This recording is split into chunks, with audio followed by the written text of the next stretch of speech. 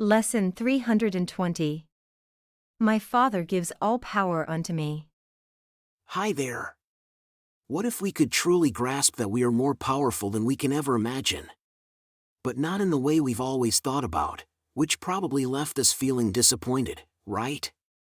Today, let's delve deeper into this intriguing idea. Let's dive into Lesson 320 and uncover the profound truths it holds for us. My Father gives all power unto me. The Son of God is limitless. There are no limits on his strength, his peace, his joy, nor any attributes his Father gave in his creation. What he wills with his Creator and Redeemer must be done. His holy will can never be denied, because his Father shines upon his mind, and lays before it all the strength and love in earth and heaven. I am he to whom all this is given. I am he in whom the power of my Father's will abides. Your will can do all things in me, and then extend to all the world as well through me. There is no limit on your will. And so all power has been given to your Son. In other words, today's lesson emphasizes a profound and yet incredible truth: we all possess the power of God within us.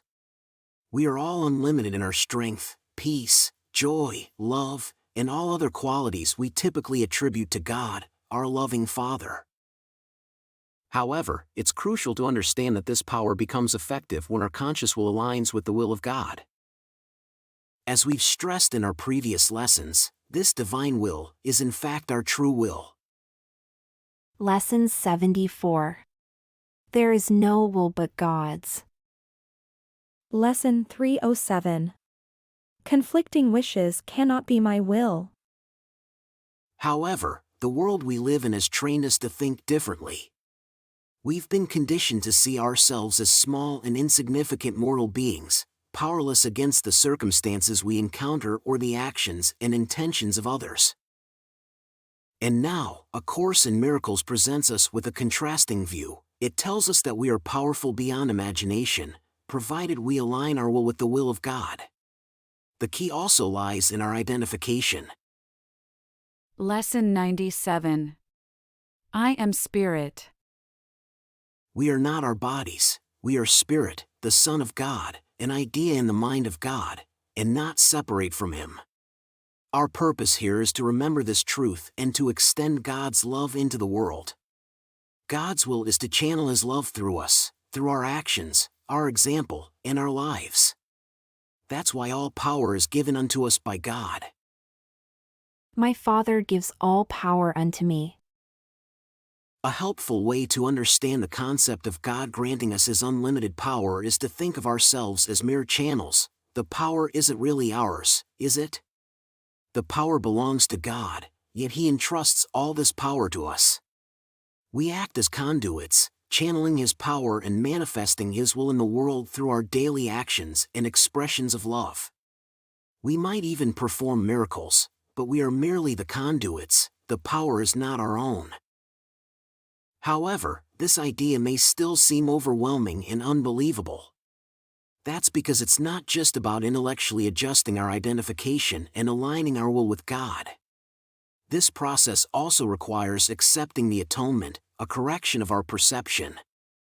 We need to constantly make this choice. In any given moment, instead of listening to our ego, we should choose to ask the Holy Spirit for guidance, to help us see situations, relationships, and the world differently, through the lens of love rather than fear. That's our task as miracle workers, to ask to see things differently, and in every situation, extend God's love and God's power. And let's recall what we discussed yesterday. Lesson 319. I came for the salvation of the world. We must not mistake this for arrogance. It is, in fact, humility. To try and oppose the will of God would be the true arrogance. God's will is for us to come for the salvation of the world, to accept the power He grants us for this task, and to extend His love in every situation. Let's truly embrace this lesson today. Take time to meditate on this idea, feel its truth deeply, and embody God's power. Let's ask for guidance in this endeavor. By doing so, we become more powerful than we could have ever imagined.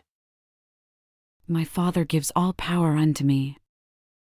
My Father gives all power unto me. My Father gives all power unto me. So, are you ready to perform your next miracle? Remember, in the context of this course we're following, a miracle is first and foremost a shift in perception. And while the power is not our own, we are the conduits. It's up to us to choose to be just that. Continue with your practices morning and evening, and remind yourself of today's lesson every hour. If at any point today you feel uncertain or powerless, gently remind yourself with these words. My Father gives all power unto me. You're doing an amazing job in uncovering and embracing your true self.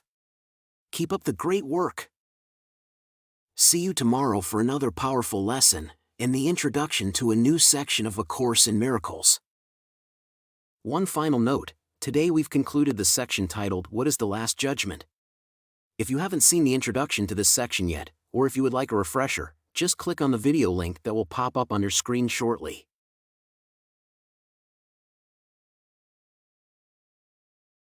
Quick note before you go. Let's take a moment to appreciate the generosity of those who have supported these videos. It's their contributions that make these daily lessons possible. Please consider joining them. And thank you for being a part of this community of miracle workers. There's a lot of love behind these videos.